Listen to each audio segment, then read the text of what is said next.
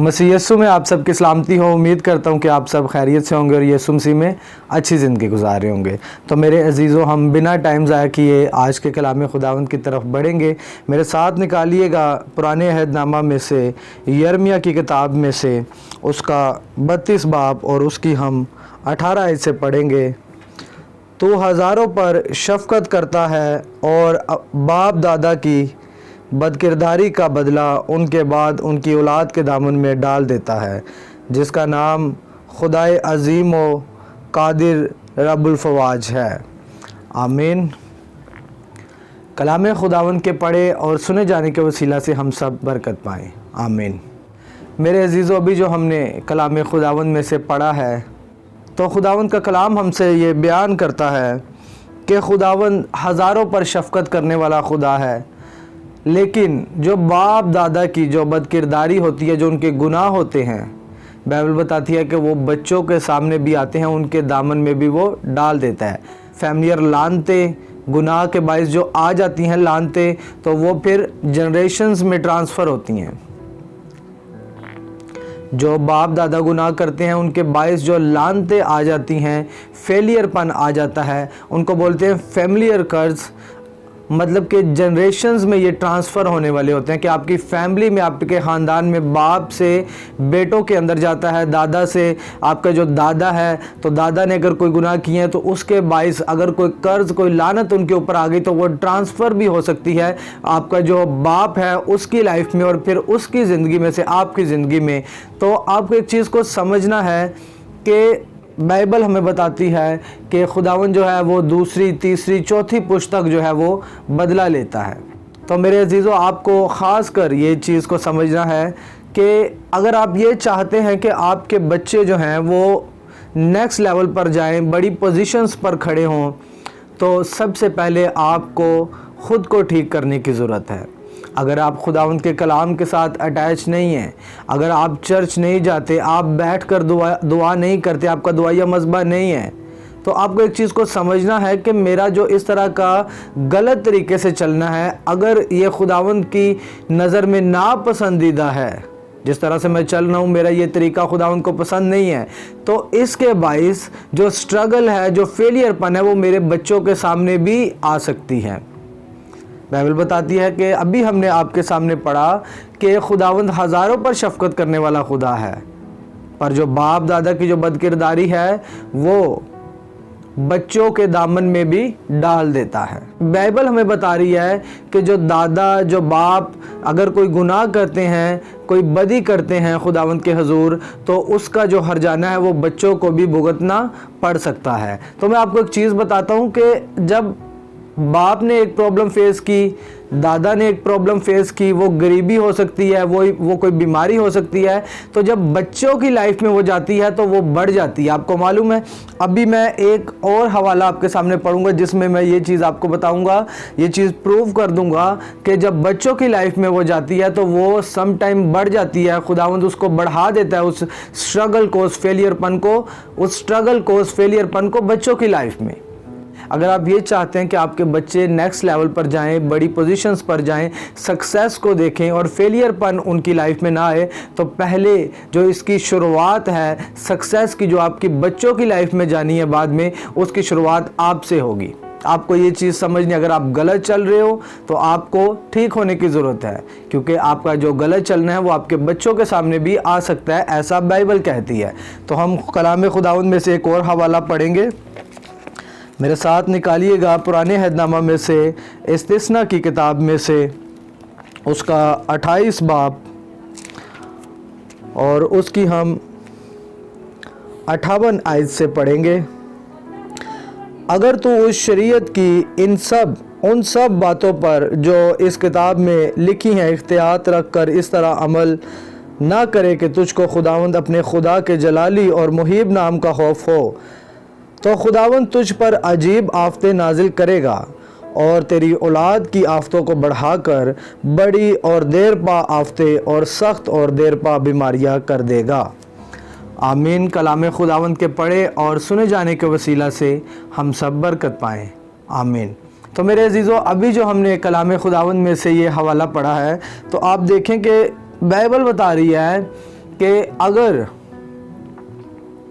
जो बाप दादा है, जो घर का सरबरा है, जो घर का हेड होता है, अगर वो शरीयत की इस किताब को, जो खुदावंद का कलाम है, इसमें जो लिखा हुआ है, अगर उन पर इख्तियार से अमल नहीं करता, खुदावंद का डर खौफ मान के नहीं चलता, तो बाइबल बताती है कि जो औलाद की जो मुसीबतें हैं, मैं उनको देर पा और ज़्यादा और बढ़ा कर उनकी लाइफ में उनको दूंगी। अगर आप ये चाहते हैं कि आपके बच्चे नेक्स्ट लेवल पर जाए, तो बाइबल कहती है कि पहले आपको ठीक होना पड़ेगा।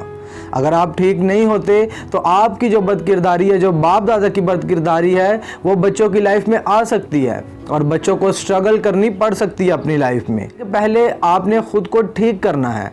अगर आप खुद ठीक होंगे तो आपके बच्चे भी सही राह पर चलना शुरू हो जाएंगे। अगर गलत भी होगा तो जैसे जब आप चलना शुरू होंगे तो आपको मैं एक चीज़ बताना चाहता हूँ कि जो बच्चे होते हैं वो हमेशा जो बाप उनको देता है, जो भी विरासत में उनको देता है, वो बिजनेस हो, वो कोई और चीज़ हो, तो बच्चे उस चीज़ को बढ़ाते हैं।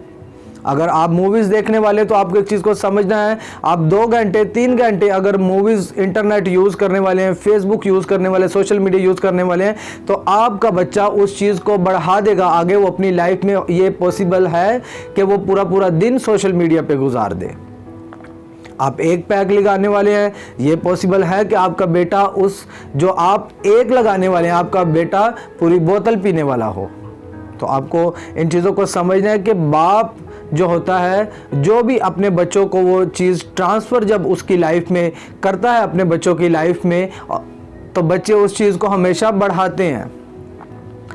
बच्चे जो होते हैं वो हमेशा अपने बाप से, अपनी माँ से, अपने दादा से, अपने चाचा से, अपने पेरेंट्स से वो सीखते हैं। तो इसमें मैं एक चीज़ का और इजाफा करना चाहूँगा कि ये भी गौर करने की ज़रूरत है कि जो हमारे बच्चे हैं वो किस माहौल में परवरिश पा रहे हैं, क्या माहौल हमने उनको दिया हुआ है, इर्द गिर्द का माहौल क्या है। ऐसा तो नहीं है कि आप मेहनत कर रहे हैं, उनकी अच्छी परवरिश कर रहे हैं, लेकिन इर्द गिर्द जो माहौल है उसके बायस आपके बच्चे ख़राब हो रहे हैं। जैसे लूत की फैमिली ख़राब हो गई इर्द गिर्द के माहौल की वजह से। और ये पॉसिबल है कि अगर आप गरीबी को देख रहे हो तो जब बच्चे की लाइफ आए तो बच्चे की लाइफ में वो गरीबी उससे जितनी आपने देखी है उससे कई गुना बढ़कर उसकी लाइफ में जा सकती है। ये बाइबल कह रही है। तो इन चीज़ों को अगर आप आज समझ गए और अपनी लाइफ को आपने सुधार लिया, तो आप अब हर पेरेंट्स चाहता है कि मेरे बच्चे नेक्स्ट लेवल पर जाएं, बड़ी पोजीशंस पर जाएं, ये सक्सेस को देखें, अच्छी राहों पर चलें। हर पेरेंट्स ये चाहता है। लेकिन मैं आपको बताता हूँ कि ये पेरेंट्स जो हैं, अगर आप लफ्ज़ों से इन चीज़ों को बनाने की कोशिश करोगे कि हमारे बच्चे आगे निकल जाएँ, तो वो नहीं जा सकेंगे। आपको नमूना बनना पड़ेगा। जैसे यीशु मसीह जो है, यीशु मसीह ने पहले सब कुछ करके दिखाया, एक नमूना बना हमारे लिए।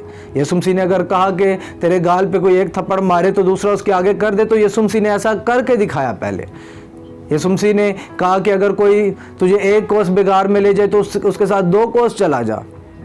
तो आपको एक चीज़ को समझनी है, यीशु मसीह ने गाली खा के गाली नहीं दी, पहले यीशु मसीह ने वो करके दिखाया, तो अब हम उसको फॉलो कर रहे हैं। तो इसी तरह से पेरेंट्स को भी चाहिए कि वो बच्चों को पहले करके दिखाएं। जो बाप होता है, वो घर का हेड होता है, उसकी बहुत बड़ी जिम्मेदारी होती है। तो बच्चा हमेशा जो होता है वो बाप को फॉलो करता है। बाप उसे करके दिखाता है कि बेटा ये काम ऐसे नहीं, ऐसे करना है। इतनी देर तुम दुआ में बैठ सकते हो, कोई प्रॉब्लम नहीं, कुछ नहीं होगा। तुम चर्च अगर जल्दी जाते हो, टाइम से जाते हो, तो इसमें तुम्हारा फ़ायदा है। जब आप जाके दिखाते हो बच्चे को, सुबह जल्दी उठते हो, बाकायदगी के साथ आप जो पहला फल खुदावंद को देते हो, पहला वक्त खुदावंद को देते हो, बच्चा उन चीज़ों को देख रहा होता है। उसके बाद जब ब्लेसिंग्स आपकी लाइफ में आती है तो बच्चा का ये माइंड सेट बन जाता है। वो समझ जाता है कि अगर मैं इन चीज़ों को फॉलो करूँगा तो ब्लेसिंग्स मुझे फॉलो करेंगी, मेरी लाइफ में भी आएंगी। तो पहले आपको करके दिखाना है, जेन्युइन तरीके से आपको यीशु मसीह के पीछे चलना है, इस कलाम को फॉलो करना है। इस कलाम में जो लिखा है उसको जेन्युइन प्योर तरीके से, पूरे दिल से, पूरी नीयत से आपको उन पर अमल करके अपने बच्चों को दिखाना है। तभी आपके बच्चे सीख सकेंगे और एक मजबूती के साथ जो उनकी बुलाहट खुदावंद में है वो उसके मुताबिक चल सकेंगे। तो ये एक छोटा सा पैगाम था खुदावंद के कलाम में से कि जो आप करते हो, जो पेरेंट्स करते हैं, जो बाप दादा जो बदकिरदारी करते हैं, जो बदी में रहते हैं, तो आपकी जो बदी है, आप बैठो एक बार ध्यान से आराम से सोचो कि मेरी ये बदी बाइबल कह रही है कि मेरे बच्चों के सामने आ सकती है। तो आप क्या चाहते हो कि आप जो प्रॉब्लम्स फेस कर रहे हो अपनी बदी के बाइस, क्या वो आपके बच्चे भी फेस करें? वो सिर्फ आप तक काम रुकने वाला नहीं, वो आपकी फैमिली में आगे भी बढ़ेगा, आपके बच्चों के सामने भी हो जाएगा। तो आपको रिपेंटेंस में जाने की ज़रूरत है, मतलब कि आपको तौबा करने की ज़रूरत है, तौबा में जाने की ज़रूरत है, आपको घुटने टेकने की ज़रूरत है, खुदावंद के हुज़ूर खाकसार होने की ज़रूरत है, खुदावंद के लहू को मांगने की ज़रूरत है, अपनी बॉडी पे, अपने घराने पे, अपने घर की एक एक चीज़ पर। आप खुदावंद के लहू के बाइस जो आपके जो फैमिलियर कर्ज हैं उनसे आप धुल सकते हो, पाक साफ हो सकते हो। अगर आप अपनी लाइफ खुदावंद को दे दो, आज तौबा करो, तो खुदावंद जो आपके फैमिलियर कर्ज जो आप जो फैमिलियर कर्ज चले आ रहे हैं आपकी लाइफ में, जो दादा ने तो और अभी आपकी लाइफ में और इसके बाद आपके बच्चों की लाइफ में जाएंगे, जो फैमिलियर कर्ज, जो लानते, जो बीमारियां जो चली आ रही हैं, जो गरीबीपन चला आ रहा है फैमिली में आपकी, अगर आप खुदावंद को दे दो और जो बाइबल कहते हैं उसे करो, तो हर कर्ज, चाहे वो फाइनेंशियल हो, वो गरीबी का हो, वो बीमारी का हो, वो किसी सूरत में भी हो, वो टूट सकता है। और फिर जब आगे आपके बच्चे बड़े होंगे तो उनको ज़्यादा स्ट्रगल नहीं करनी पड़ेगी, उनको एक अच्छा जो है वो जब आप नमूना बन के दिखाओगे तो आपके जो बच्चे हैं वो इजीली, जो खुदावंद में उनकी बुलाहट है, वो उसके मुताबिक चल पाएंगे। तो मेरे अजीज़ों, आपको इस चीज़ को समझने की ज़रूरत है। आपको मैंने 2 चीज़ें सिखाई हैं कि आपको सबसे पहले समझने की ज़रूरत है कि आप जो काम कर रहे हो, अगर गलत राहों पे चल रहे हो तो आपका किया आपके बच्चों के आगे आ सकता है। अगर आप बचना चाहते हो तो आपको खुदावंद के लहू को मांगने की ज़रूरत है, तौबा में जाने की ज़रूरत है, खाकसार होने की ज़रूरत है। और अगर आप चाहते हो कि आपके बच्चे बड़ी पोजीशंस पर जाएँ, आपके बच्चे ख़राब ना हों, तो मेरे अजीज़ों पहले आपको खुदावंद के कलाम के मुताबिक उनको चल के दिखाना पड़ेगा, प्रैक्टिकल करके दिखाना पड़ेगा, जैसे यीशु मसीह ने करके हमें दिखाया। तो आपके बच्चे भी जो हैं वो सेफ रहेंगे और इजीली ग्रो करेंगे अपनी लाइफ में, अपनी लाइफ के हर एक हिस्सा में। तो मेरे अजीज़ों, इस चीज़ को आप ज़रूर समझिएगा और आज के कलाम के वसीला से खुदावंद आपको बहुत सारी बरकत दे और नेक्स्ट लेवल पर लेकर जाए। आमीन।